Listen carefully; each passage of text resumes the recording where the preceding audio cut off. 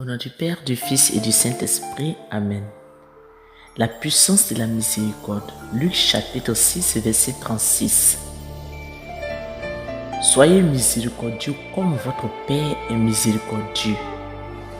Mes frères et mes sœurs, dans le Seigneur, il existe une puissance plus grande que la condamnation, une force plus forte que le péché, une grâce capable de restaurer ce qui semblait irrécupérable. C'est la miséricorde de Dieu.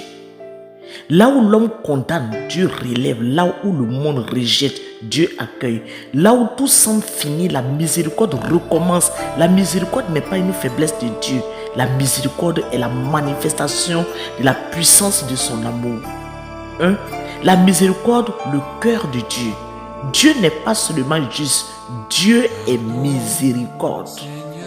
Dans toute la Bible, Dieu se révèle comme lent à la colère, riche en bonté, prêt à pardonner.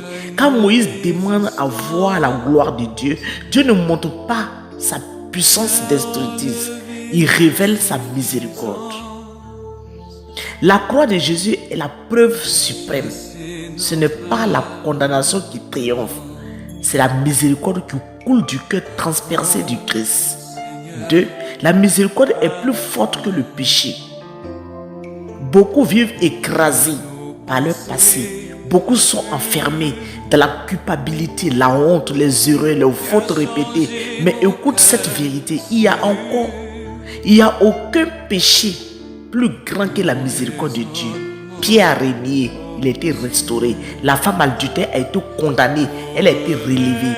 Le bon larron était perdu, il a été sauvé à la dernière heure. La miséricorde ne nie pas du tout le péché, mais elle brise son pouvoir. 3. La miséricorde guérit les cœurs blessés.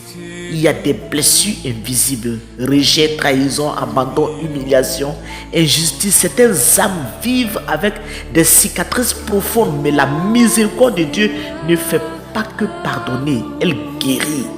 Quand Jésus rencontre quelqu'un, il le regarde, il ne regarde pas seulement la faute, il voit la blessure derrière la faute. La miséricorde touche l'histoire, la mémoire, les émotions, l'identité. La miséricorde restaure ce que le péché a détruit. Et 4. La miséricorde nous libère des chaînes spirituelles. Il y a des liens invisibles, mes frères, qui retiennent les âmes. C'est-à-dire rancune, haine, vengeance, non-pardon. Beaucoup prient, mais restent bloqués. Pourquoi? Parce que le cœur est fermé.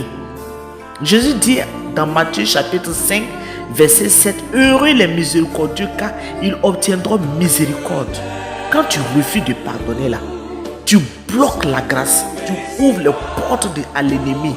Tu restes prisonnier intérieurement, mais quand tu choisis la miséricorde, les chaînes tombent, les prisons s'ouvrent, la paix revient. Le pardon est une clé de libération spirituelle. 5. La miséricorde est une arme de combat spirituel. Oui, la miséricorde est une arme. Le démon s'attend à la vengeance, la colère, la haine. Mais quand tu réponds par la miséricorde, mon frère, ma soeur, tu désarmes les ténèbres. Tu brises le cycle de malédiction. Tu fermes les portes au diable. La miséricorde renverse les stratégies de l'ennemi. Quand Jésus était sur la croix, il n'a pas maudit ses bourreaux. Il a dit, Père, Père, pardonne-leur. Par cette parole, il a vaincu les ténèbres. 6.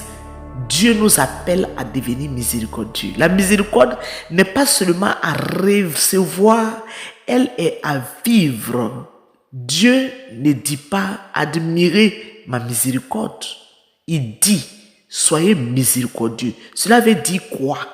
Cela veut dire que pardonner même quand c'est difficile, aimer même quand on est blessé, relever même celui qui est tombé. Ne pas juger avec dureté, tendre la main à celui que tout le monde rejette. La vraie puissance d'un chrétien ne se mesure pas par ses paroles, mais par sa capacité à aimer et à pardonner. 7.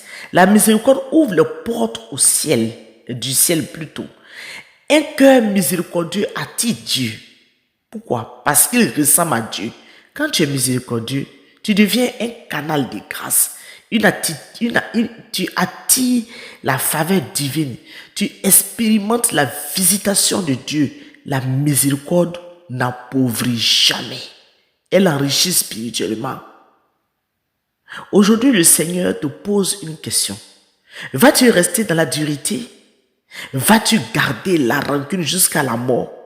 Vas-tu continuer à condamner les autres? Ou vas-tu entrer dans la puissance de la miséricorde? Il y a des situations bloquées dans ta vie, toi qui m'écoutes, qui ne se débloqueront jamais par la force, mais c'est par la miséricorde. Il y a des combats que tu ne gagneras jamais par la colère, mais par le pardon. Prions.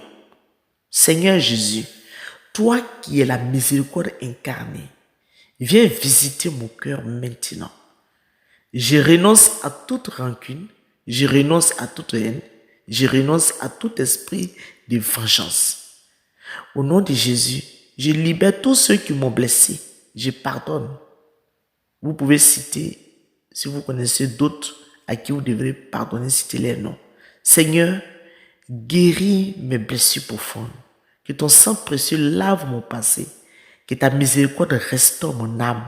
Je déclare aujourd'hui, en ce jour où nous célébrons la miséricorde, en ce dimanche de la miséricorde, que la miséricorde de Dieu est plus forte que mon péché.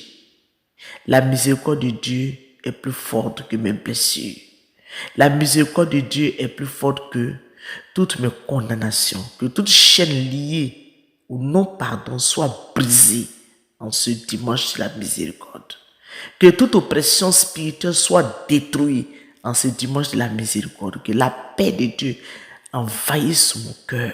Esprit Saint, remplis-moi d'un amour nouveau. Fais de moi un instrument de miséricorde. Je décide aujourd'hui de pardonner, d'aimer, de relever, de bénir. Et je proclame la miséricorde de Dieu triomphe dans ma vie.